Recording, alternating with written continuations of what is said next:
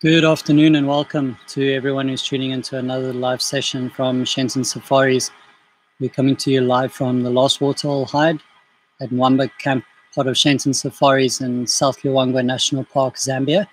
It's Craig speaking at the moment, and I'm joined today by our head guide, Patrick, and on camera we have Rowan. You can say hello, guys. Hi, guys. Hey, guys.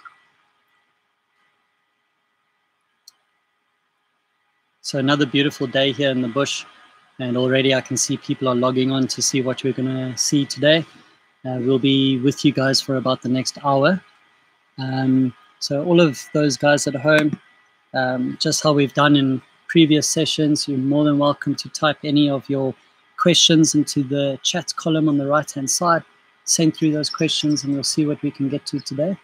And we're very lucky that Patrick's with us today. Really, really good guide who's been in the valley for many, many years. So quite exciting to see what's today has in store.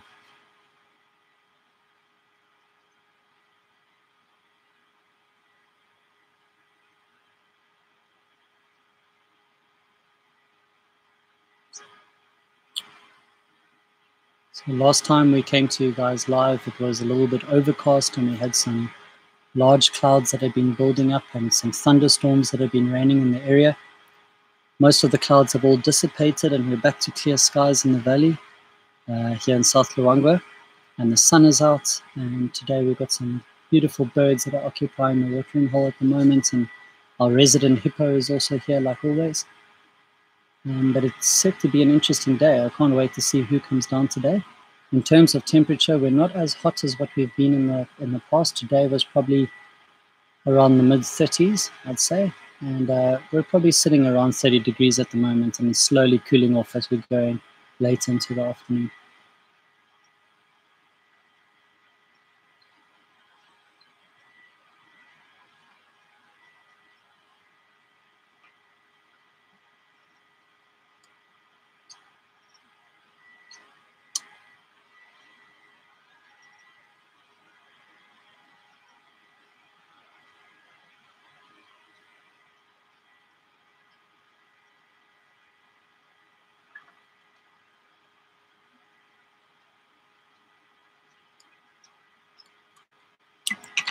So Pat, I'm sure that there's some people at home who have stayed with us before here.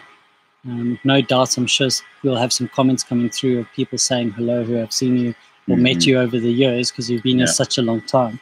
Why don't you tell us how long you've worked in South Luangwa National Park and a little bit about your background and what you're up to? I joined Shenton Safaris in 1992 when we started building the camp. And since then, I've been working in the national park. But before that, I worked for the project, which is in collaboration with the national parks. So this project was funded by the Norwegian government anyway. So I worked there for 2 years or 3 years before I joined Shenton Safaris. So I used to get into the park quite a lot because we're doing, like setting up, some camps for the scouts for the national parks and sorting out roads and bridges and stuff. So mostly I was actually in the construction department. Okay. Yeah. Building roads. Building roads and houses for for the scouts and the wardens and stuff. So anyway, when I left the project, that's when I joined Mr. Derek Trinton, and this was 1992. So we started building. I started as a builder. So as time goes on, when we opened 1993, things changed. I was actually taking my step up, from building to stores keeper, and from that to watering. Then I actually ended up, as a guide. Yeah, so I started guiding 1996 when I did my first exams. So then because you have to do it in, like twice. The first one will be just driving, and the second one will be walking, that's my standard. So I did my grade 1 in 1999. So I've been guiding in South Longa National Park for some time, since that time. Wow. And working for the same company since the 1992. Wow, that's a really long time. Yeah. So it's a fantastic area because this place is just really, really rich with game, and it's fantastic. It's that's why I've been here for some time, because this is almost like my home. Yeah, because the stuff I see here is just like I don't know when I'll actually stop seeing this. Exactly. Yeah. Yeah, that is great. I mean, we're really lucky that in the section of the park that we're on, it's pretty much just us here, and we've got this amazing photographic hide network, I'm sure, which is like enables you to see animals in such a special way. Just an amazing experience, really. I don't know if anyone at home can hear that. We have a light airplane flying overhead. It sounds like it's from the Carnivore Project, probably out tracking the wild dogs in the area. So yeah, sounds like it anyway.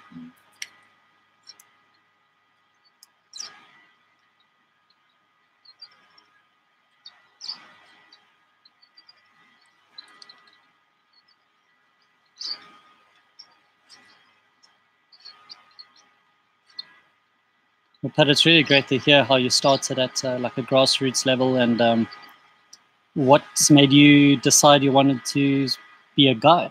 Were you always interested in this thing growing up, or in the village, did you ever come into contact with animals at all? Actually, I was always interested in animals when I was growing up, because I live very close to the park, so animals used to wander through my village and stuff, and from school we had a wildlife club, so I was one of the members before I even started guiding. So I was a member of this wildlife club. So we used to to do some trips into the park, and I just fell in love with wildlife. So when I was working for the project again, I had that opportunity of getting into the park and seeing these animals. I said, when am I going to spend more time with these animals? Until luckily, I did find a job with Shenton Safaris. And, I was actually spending a lot of time with the animals. And my boss actually inspired me a lot, because he was the only guide when we started.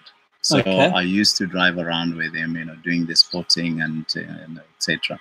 So I was really inspired, and I said, I would like to do guiding. And I started, teaching myself, getting bird books and stuff. I said, okay, I knew some of the birds locally, but I didn't know the common names and the behaviors and, etc. So I started teaching myself, and my boss was very impressed. They say, okay, I'll help you to get your guide's license. Oh, that's awesome. It was really cool. That's a great opportunity. It was. And nice that you got already a chance at school joining a wildlife club. Yes. Is that? Yeah. Do you think that initiative is still going in some of the local schools today?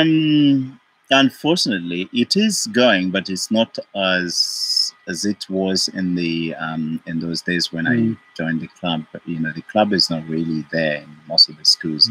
But luckily, we've got, like in my area, we've got the Chipemberi Wildlife Education Center, which takes most of the school kids round into the park, and they teach them about wildlife and stuff. So it's inspiring the kids, and it helps them to understand the concept of conservation. Yeah, definitely. So I think it's really good. Conservation, hand in hand with education and understanding the animals and so on, and how important it is to have these beautiful animals living wild and free. So that's really great that we have things like that going on in the area. It's really nice. Yeah. So at least, a lot of people now in the villages, especially the kids, they're growing up with this, really nice concept. They understand the importance of wildlife. And I'm sure you guys as guides, when you go home and stay with your family and so on, you're also telling them about all your amazing stories and tales. Teach them a lot, And for instance, when my kids came into the park, they stayed with us, for at least 2 nights. Nice. They didn't want to go back home. They wanted to stay here, and just because they love the wildlife as well. That's great. In the chat there, I see that Gail Edwardson is sending greetings to you, Patrick, from the US. I'm sure you remember Gail. Oh, hi, Gail. Thanks so much. And Maria from Manchester, we've got your message. Deborah, it's great to hear from you again. Hopefully we get your elephants today coming to visit. And Jennifer Bangs, yep, Pat and Craig saying hello back to you. Yeah, hi. That's great that everyone's tuning in today. Yeah, fantastic. Lovely. Beautiful hammerkop there on the screen. Just looks like he's admiring his reflection. Yeah. I'm sure he's waiting for a frog or something. Or maybe a small fish. I've seen this guy here quite a lot. I'm sure he's got a nest close by. Yeah.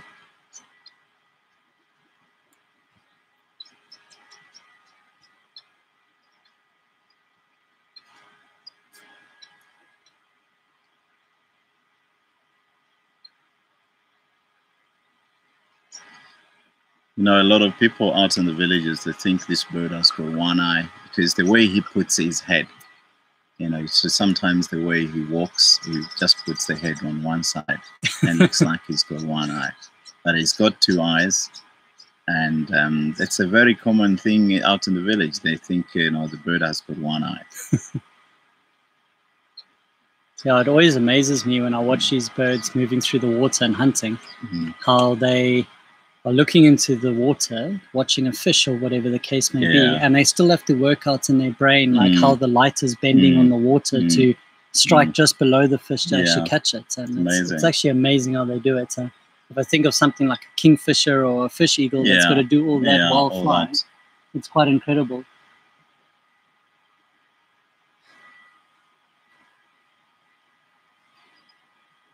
So everyone online now, how's your picture at home and the sound? Everyone can hear us clearly, I hope, and the pitch is good today. Seems like our signal is quite strong. And hopefully we'll be able to stay with you guys for quite a while. Cooling down nicely. Be nice to see if any mammals arrive today.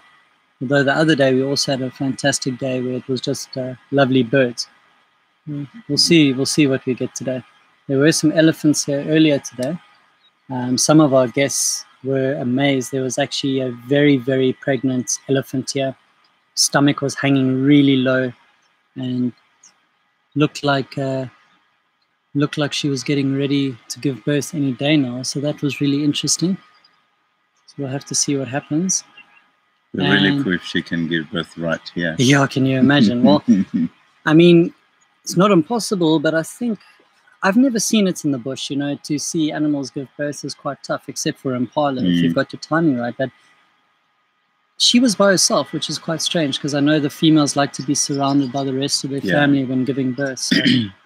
You have to be very lucky anyway to see an elephant giving birth because I've seen it like 3 times now in my guiding career.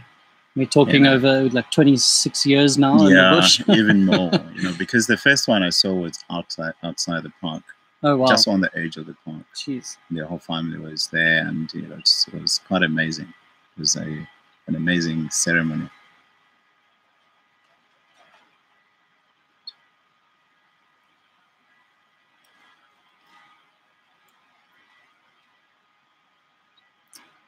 Thanks, Deborah and Jen, for letting us know about the picture and the sound. The connection seems to be quite good, but it can fluctuate at times, but we'll see how it goes today. So last time we were here, for those that remember, we actually even had a reptile come down. We had a beautiful Nile monitor or water monitor, so we'll keep an eye out for him today. And Rowan, I don't know if it's possible to go into that far bank. We have an antelope that's coming down that we haven't seen before during one of our live sessions. Just a single puku. Nice female puku. So out of all our live sessions that we've done, I think this is the first time we've had puku coming down, which is pretty cool. I don't often see them drinking water. I don't know if they get a lot of their water elsewhere, but I don't actually see them coming down to the water often. You know, it's quite surprising. It's because pukus are really water dependent. And I think the reason why we don't have a lot of pukus around here, slightly dry country, Yeah, that's why there's very, very few pukus. So a lot of pukus are along the main river where there's plenty of water. Yeah. Mm.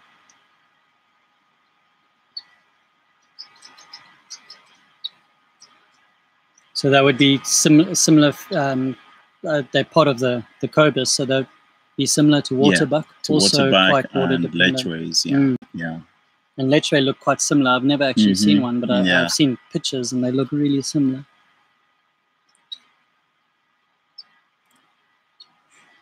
Yeah, they're very much similar actually to lechway.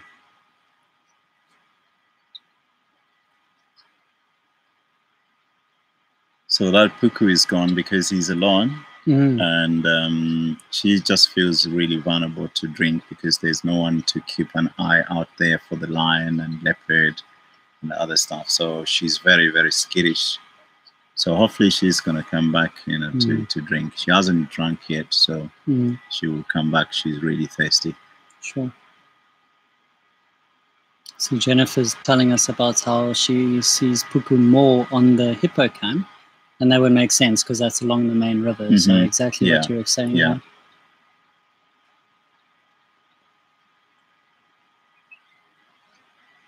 And just like always, we've got the nice flock of guinea fowl. Never disappoint us. They're here every time. And there's also some smaller birds coming down just in front of the guinea fowl. Looks like a grey-headed sparrows. Grey-headed sparrows and a few buffalo weavers there. And we get the golden weaver coming through as well.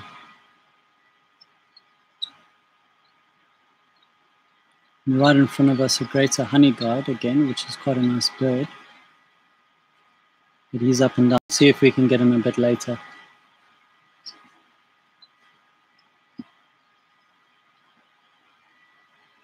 I think you can try for this weaver here, Rowan, or is it a bit far? Let's see what we can do. Beautiful looking. We've got a weaver right in front of us. We're going to see if we can view. Typical, as we get the camera pointed in, takes a flight.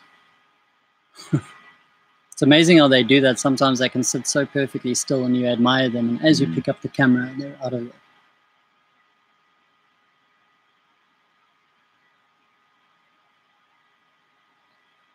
There's some more weavers down there with the grey-headed sparrows. There's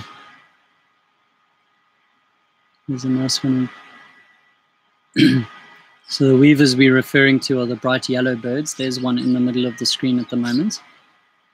And this is your golden weaver. Hiding. See if he jumps out quickly for us.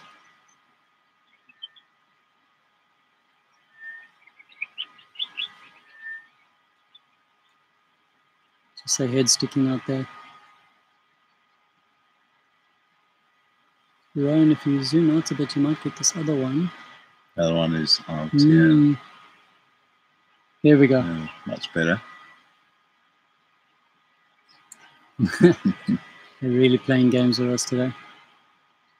So do you know, Pat, this species, do they make the woven hanging grass nest as well like other weaver species? Do you know? Yeah, they do.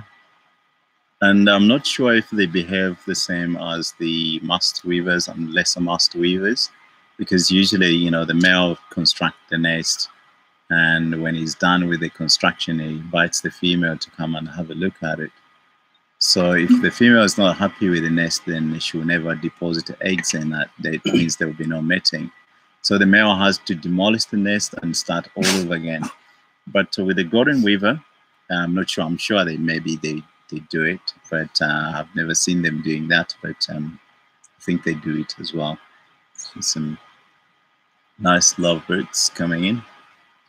Oh, there we go. Chase off the weavers.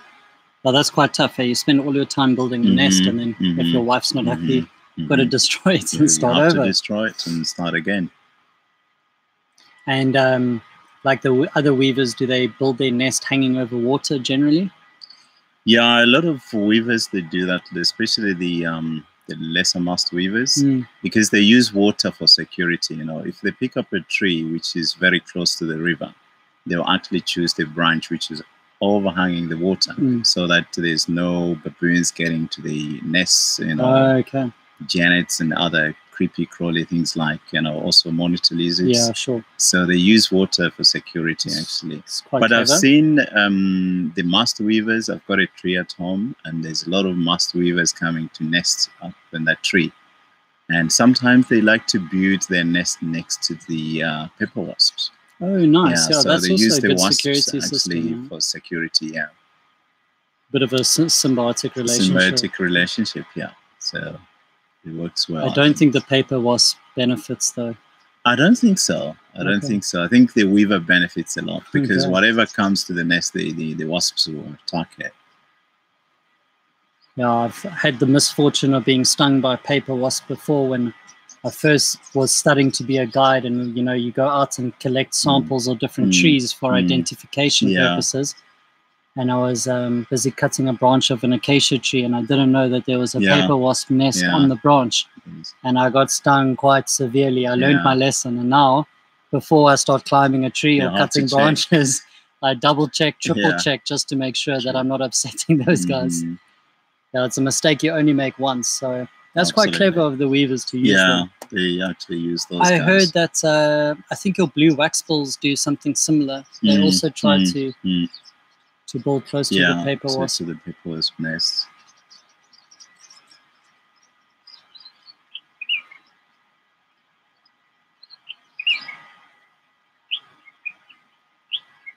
So greetings to everyone who's tuned in recently. It's Craig speaking at the moment, and I'm here with Patrick, our head guide at Shenton Safaris. And we've got Rowan on the camera today, and we're coming to you live from the last Waterhole hide, which is based at Mwamba Camp, part of Shenton Safaris in South Luangwa National Park in Zambia. And greetings to everyone who's tuned in from all over the world. We've had some people say they're in the UK and the US, which is fantastic. You can let us know where you're watching from. And also, please feel free to send in any questions, and we've got the expert Pat here to answer everything. I'll try and chip in my 2 cents where I can.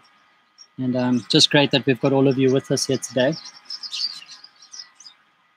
So for those of you who don't know much about Shenton Safaris, we're a safari company based in South Luangwa National Park, doing safari game drives as well as walking safaris. And we're also known for having a beautiful photographic hide network of multiple different hides in different positions throughout this beautiful park. So we're just coming to you from one of those hides today, where you've got unobstructed close encounters with animals and birds for photography or just for your general wildlife enthusiasts. But if anyone would like to learn more, you're more than welcome to visit our websites at shentonsafaris.com, or on Facebook you can search for Shenton Safaris and go like our page. And we've got daily videos, photos, blogs, all the rest of it going up, telling you a bit about us and a little bit of what's happening here in the area.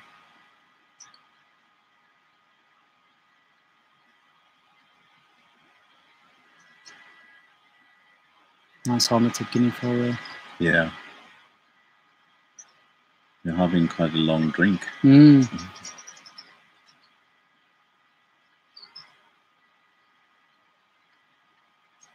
So Pat, I'm sure with all the years that you've been guiding, you must have seen some absolutely incredible things over the years. I don't think I'm going to ask you what your favorite sighting is, because we've probably got so many. But do you have a favorite animal and a favorite bird that you like to see when you're out there? My favorite animal is leopard. Okay. I love leopards so much. And I can just sit and watch leopard the whole day. I've got no problem, because that's my favorite animal. And this is the place to do that. So I'm sure you see a lot of them. I've seen a lot of leopards around here. And my favorite bird is the crown crane. Oh, nice. Yeah. Crown crane is my favorite. They've got an interesting call. Yeah, absolutely. The colors are beautiful, and the call is amazing, and it's just really stunning. Just my favorite bird. So I've got 2 questions about the leopards. I know that this area is sometimes referred to as the Valley of the Leopard, and it's got one of the highest leopard concentrations in the world. So my 2 questions are, what is the most amount of leopards you've seen together in one place? Because I know a lot of your textbooks will say they're solitary and they like to be alone, but I know that rule gets broken here often. So how many have you seen at one time in one sighting? In one sighting, was actually 5. 5 different leopards. 5 different leopards. Wow. There was this mother with 2 cubs, and the cubs were about 3-4 months old, basically about 4 or 5 months old. And there was actually a big male and also another female. So we had 3 adults and 2 young ones. That's amazing. So what happened, the mother with the 2 cubs, she killed an impala.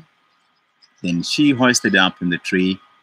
Then we watched her, feeding. And then the next morning we went back there. There was actually a big male feeding, and there was another female, 2 females on the ground. And the 2 cubs were stuck somewhere in the bush because they were scared of the other 2 leopards. So we had 5 leopards in one place, just at one sighting. Jeez, that's amazing. Yeah, but there was one evening we did a drive. We saw about 6 leopards in one night. It was just amazing. That was going to be my next question. Not very far from each other, so it was really amazing. So really, it's a home of leopards. Yeah. Geez, 6 leopards in a drive. That's unbelievable. And close together as well. Yeah.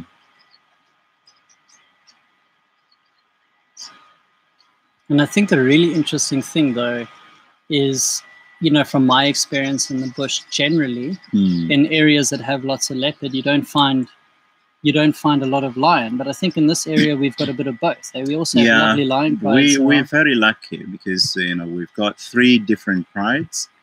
Because some of the books, they say 60 square kilometers for territory for lions, and but with these lions out here, I think it's less, because I think we've got a good concentration of game. There's a lot of prey for them, and so the territories are much smaller. Yeah, so we've got 3 different prides and almost 12 or 13 different leopards in this area. So we're actually quite lucky. 13 different leopards. 13 different and 3 leopards. different prides. Yeah, 3 different prides of lions. Yeah. Good spot there by Rowan. Something special in front of us. Let's see if he turns and shows off with us. There we go.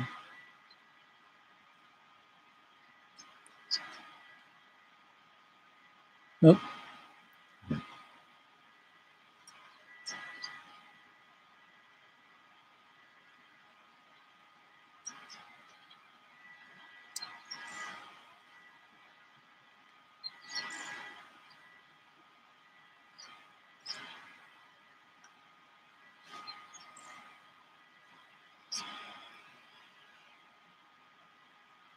Just a question coming in from Annette. Hi there, Annette. Nice to hear from you. Asking you, Patrick, if you know anything about Chipazua maybe being pregnant, if there's any updates on her. So just so those of you who don't know, Chipazua is one of our very well-known female leopards of the area.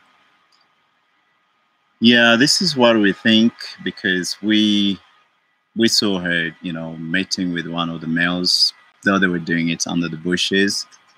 And this was around September time, and this is October. So if she's pregnant, I think maybe by November or December she might have a cub or 2 cubs. Okay. So it'll be actually her first time to have babies, because she's about 5 years old now. Because some of the leopards, I think they start a little bit early, but Chipazua, I don't know why she's been a bit slow. So maybe next year we might see her with cubs, and that would be fantastic. That's exciting times. And for 5 days now, we haven't seen her. We don't know what happened to her, or she went somewhere else.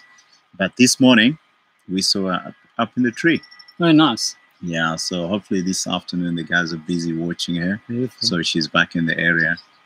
And just relaxing in the tree, or with a kill? Or? No, just relaxing up in the tree, yeah. She likes it, eh? She likes being up in the trees. Yeah. She loves it.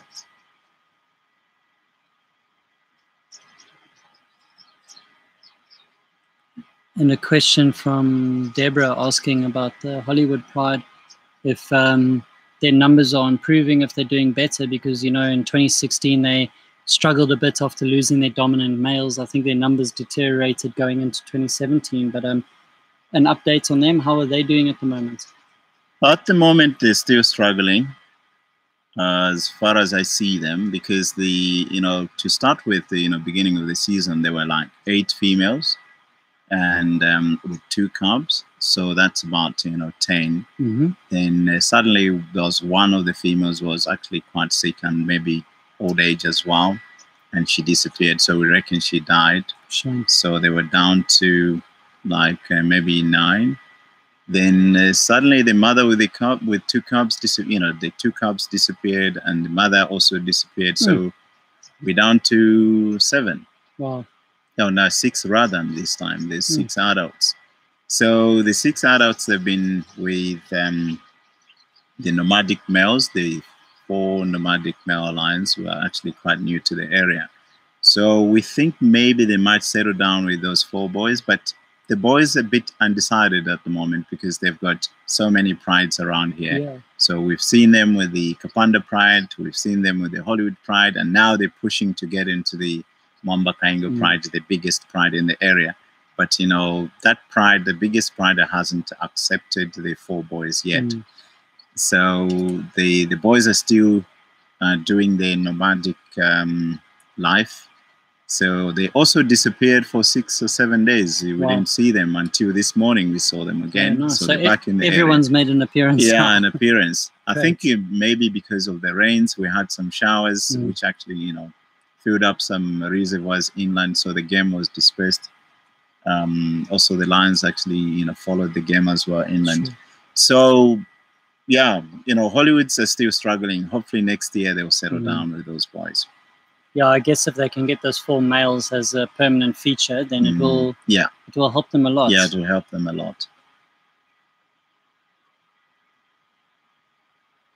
So Porto, nice hearing from you. Yeah, so the documentary Lion Country Night and Day was filmed here at Shenton Safaris and in this area. Some of the names were slightly changed of some of the prides, but the prides that were featured in that documentary are the same prides that Patrick is speaking about now, mainly focused on what we call the Mwamba Kaingo pride and then the Hollywood pride as well. There were some male lions in that documentary that were referred to as the punks. The punks, yeah. Those were 3 brothers that we called the Numbu boys. Unfortunately, those 3 brothers went down to 2 brothers, and those 2 brothers are seen now and again, but they've lost a lot of their dominance within the area, and these 4 nomadic males that Patrick's referring to have taken over. So if anyone sees that documentary, it was on ITV, Lion Country Night and Day. That was all filmed here at Shenton Safaris in our area. Gail asking about Baldy and Blondie. Are those the Numbu males, the Numbu boys? The Numbu boys, yeah. Okay. Did they cross over to Nsefu sector? I think we haven't seen them for some time. I think they crossed. They might be on the other side of the river in the Nsefu sector, because the 4 boys are really pushing them. So they're a bit scared because they're outnumbered, 4 against 2. They cannot really fight the 4 boys. I'm sure. So they've been pushed on the other side. And hopefully they will be back. But they're still doing all right. The females are still feeding them. They're still in good shape. Good.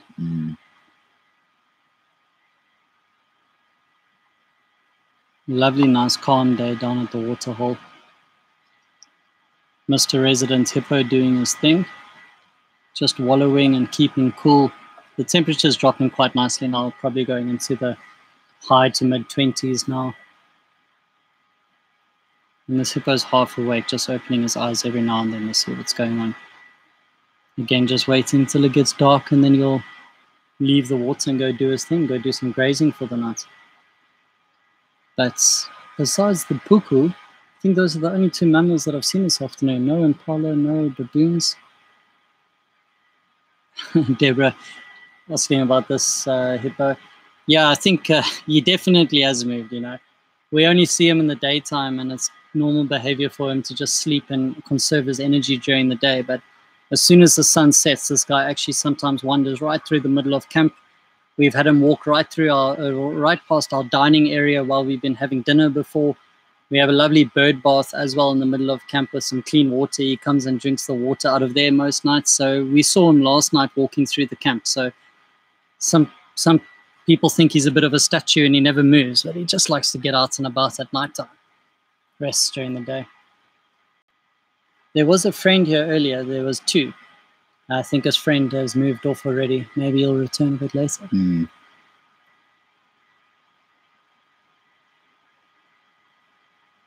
But thanks for sending in all those questions. If there's anything else you guys would like to know, it's fantastic if you can send your questions through and ask us what's going on.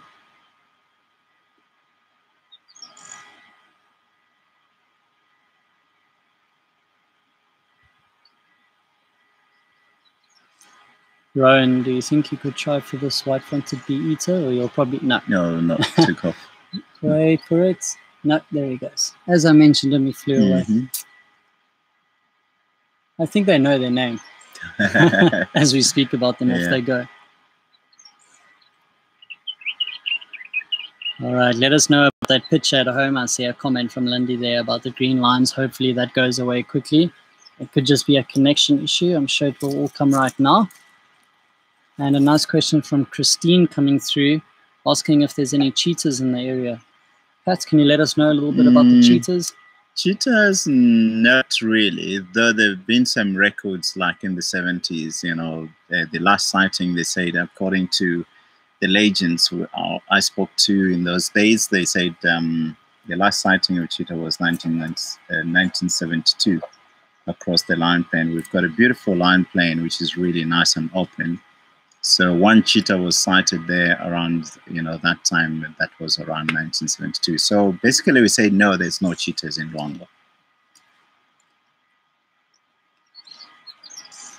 And do you think if there were, maybe outcompeted because of other predators in the area?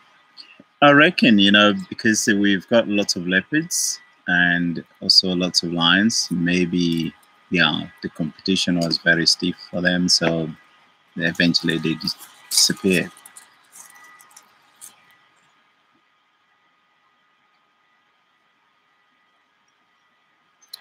Okay, Jenny, letting us know about the green lines. From our side, it looks okay. Is anyone else? I hope everyone's picture's okay or it clears up. And Maria, hi there to you, asking if the hippos are going to stay here during the rainy season, if we'll see them next year. I think there's a good chance you might see this guy next year if he survives through the rainy season. So during the rains, I rate these hippos are going to make their way back to the main river, or actually, no, sorry, they're going to stay further up these streams and there'll be many pools of river for them to relax in. But because he knows of this water source and this is his area, possibly next year we'll see him back here, I'm sure.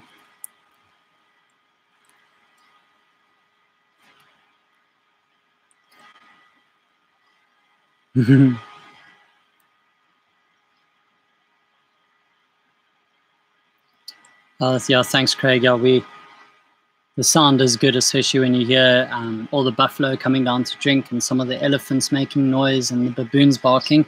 I know sometimes on the webcam you guys can hear some voices of the people sitting in the hide. But I think it just gives you an idea of the close proximity that we're getting from these wonderful, wonderful hides, how close that you can actually hear the people. Okay, I see that these green lines are still staying on the screen there.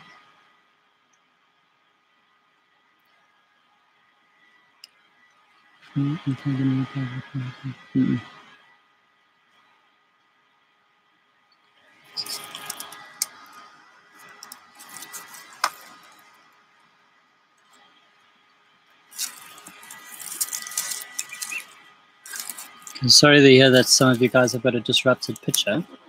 From our side, everything's clear, so it could just be the connection. I think we'll just wait to see if it goes away by itself.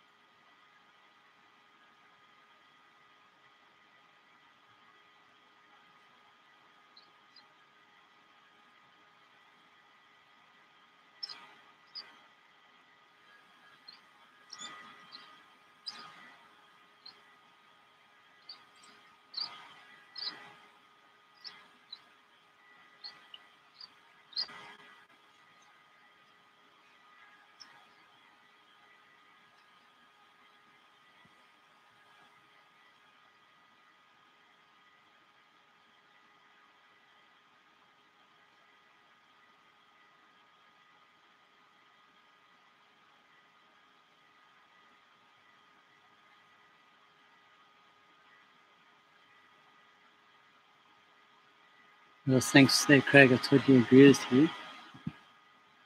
And Gail, thanks for your question. Pat, what do you think of the water levels and the temperature this year? Were the rains good this season, or in your opinion, or was it different to previous years?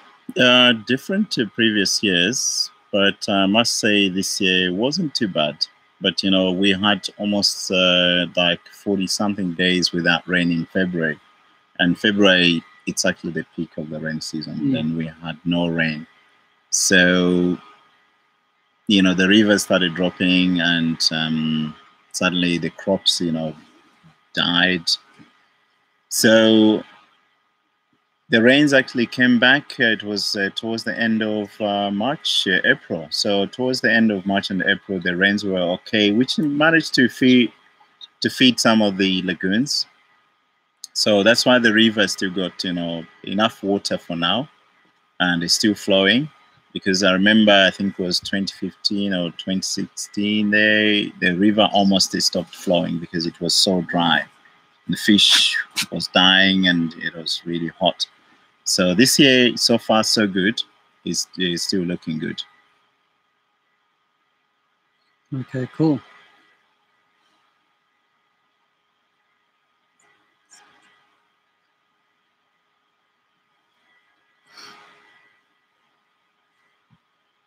That's a very good question coming there from Deborah. So Deborah asking us if we ever get spoonbills here, which is a really interesting bird that we get in the area. Pat, have you ever seen one here? I've never seen a spoonbill here.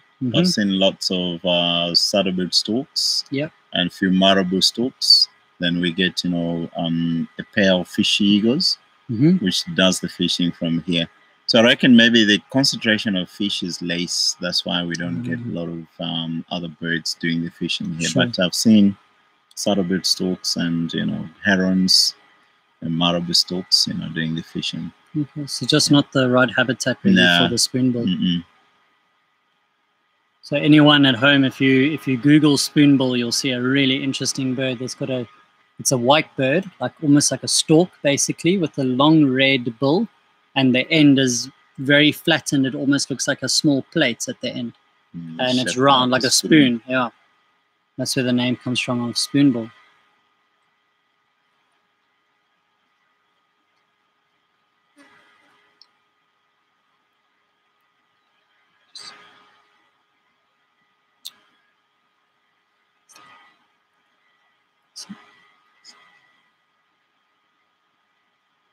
So I'm sorry to hear that some of you have got a disrupted picture at home with the green lines. It's possibly just the connection. We will double check and make sure that next time it's all cleared up, hopefully. So just so everyone at home knows, our next broadcast is going to be on the 29th. It's in a few days, on the 29th at 1600 Central African time. But if you follow us on Facebook at Shenton Safaris, we'll definitely have the updates on there. And also, if you go to our website at shentonsafaris.com, you'll be able to read about what's going on in the area and surroundings.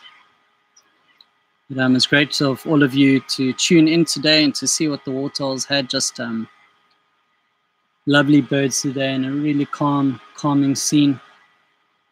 And like Patrick said, there has been quite a lot of rain in the area, so there's possibly pools of water all over the show, hence why not all the mammals are flocking down today.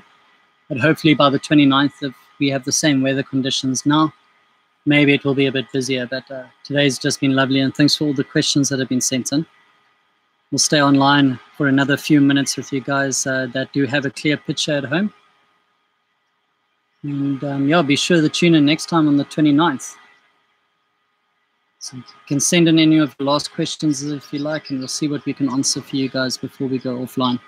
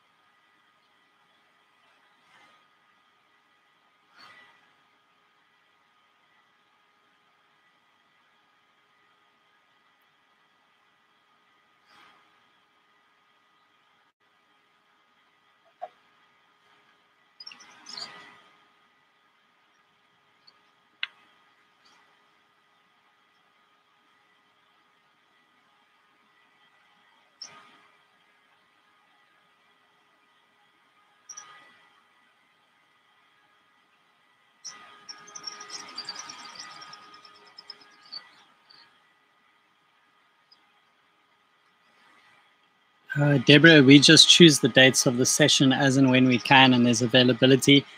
We try to look for days when maybe our guests are all going to be out on safari and so on.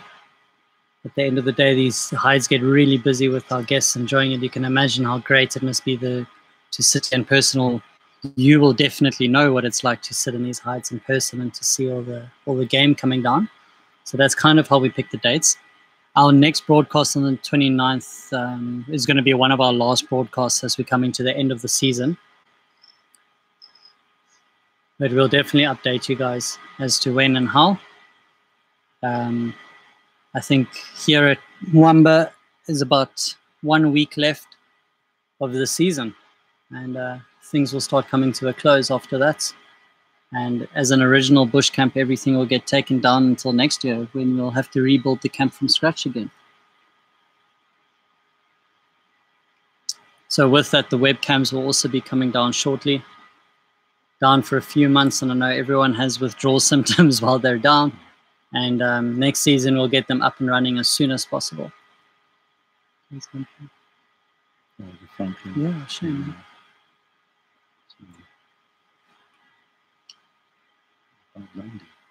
Try and zoom in on him there if you can. I know it's tough there, Rowan. Look him out. We'll wait for him to come out. It's just there. I'll keep an eye. I think maybe we just missed him. There he is. It's your red-necked? Yeah, red-necked spurfowl. So we're just commenting on this red-necked spurfowl, which isn't a rarity. We see them quite often, but look how he's limping. He's got a sore foot. We'll see when he comes out now. Could have been a bad landing or something gave him a fright. Not often you see birds limping.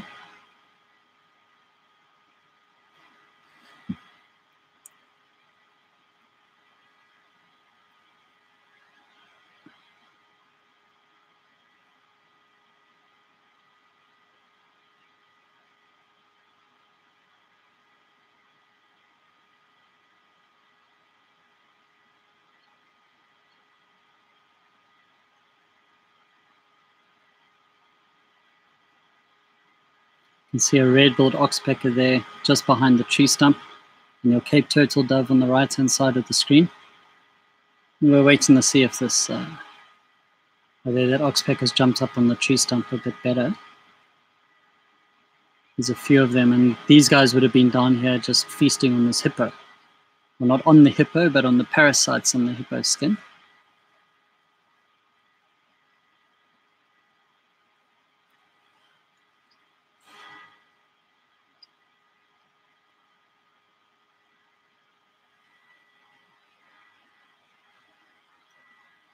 I think the spurfowl is hiding there behind the log now. Hope he's okay.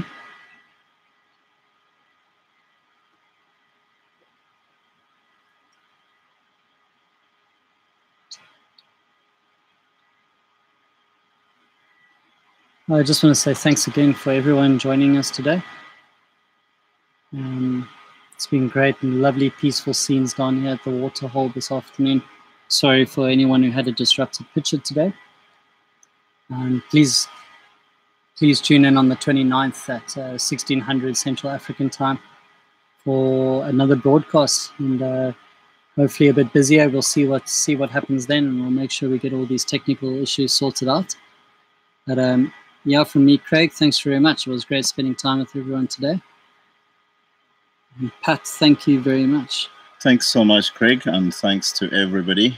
It's been really great, and thanks a lot to your lovely questions. There's just one comment coming in that I quickly want to touch on before we finish off, coming in from Craig, asking about the Keep the Luangwa Flowing campaign. It's a hashtag campaign that on most of our posts we'll hashtag it and it carries on. Just a little bit about it, that there's potential plans for the damming of the Luangwa River at an area called the Ndevu Gorge. But currently there's a campaign to make sure that those plans don't go ahead. That's being headed up by the WWF. If you go on the WWF website, you can definitely read more about what is happening with that. But there's been an astronomical response from people all around the world that are getting involved to make sure that this stays one of the last free-flowing rivers in Africa for all these animals that are so dependent on it. So if anyone wants to learn more about that, you can go to WWF's website.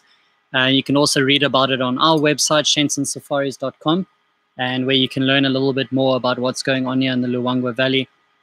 And yeah, that's just a little bit about the campaign, just to make sure this stays as a free-flowing river, naturally how it's meant to occur in nature. So that's just a little bit about that campaign. If you see that hashtag, that's what it's about. But I think we'll end it there today. Thank you to everyone at home. I hope you enjoyed the session today. And we'll see you all again soon on the 29th. It's been great spending time with you. Thanks very much.